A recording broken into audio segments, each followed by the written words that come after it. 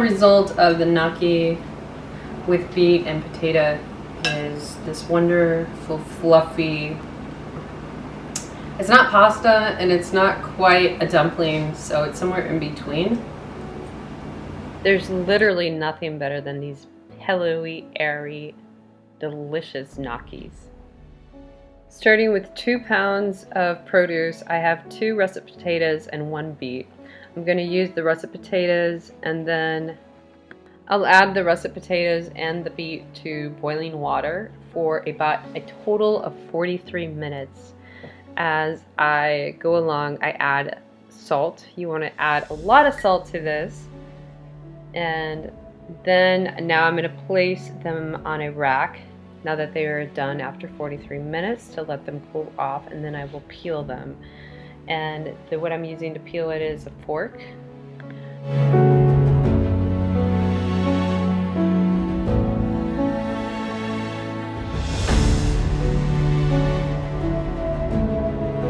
Using a grater, I'm going to go ahead and grate first the beet and then the potatoes.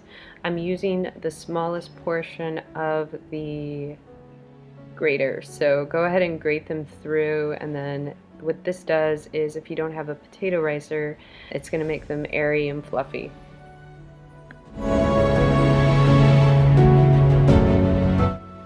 Just to give a preview of how fine you want it, this makes the gnocchi fluffy and airy.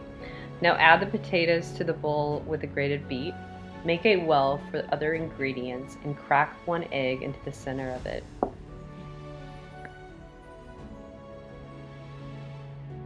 And then I'm going to add some flour. I use all-purpose flour, and I end up adding about 1.5 cups of all-purpose flour and mix it in until it's well incorporated. You don't want to make it too doughy, so you want to be careful to not set off the gluten.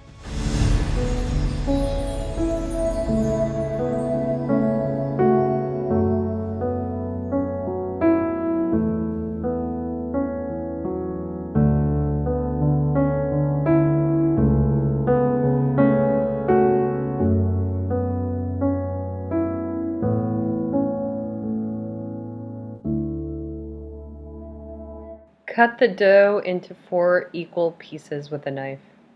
Now roll it out into equal sized pieces. As you roll it out, you can put flour so it doesn't stick to the board.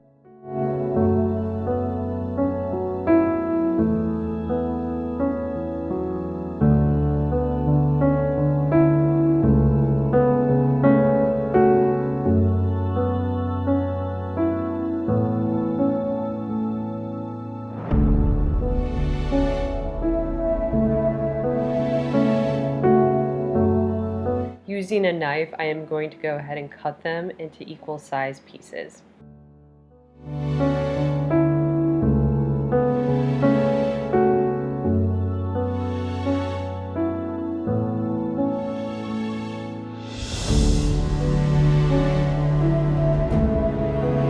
With the fork, I'm going to go ahead and roll out each piece on the fork to give it that signature gnocchi indentation.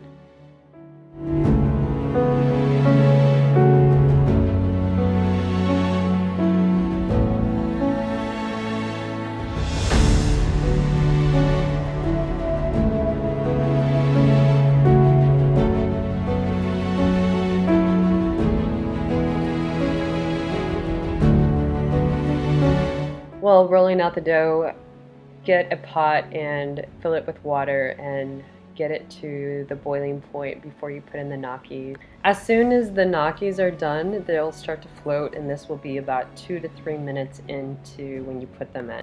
Now go ahead and get them out of the water and put them into somewhere where they can continue to dry, like a colander.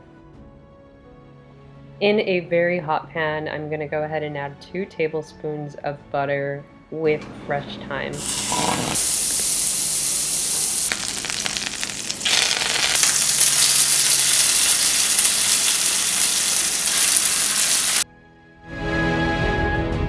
Cooking on all sides until they're browned.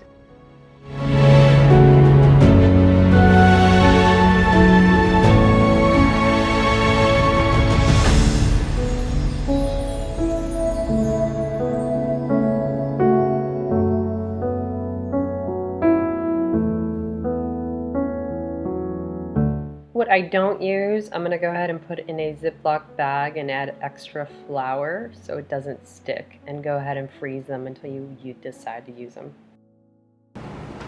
All that color is due to the fact that I added just a little bit of beet to it.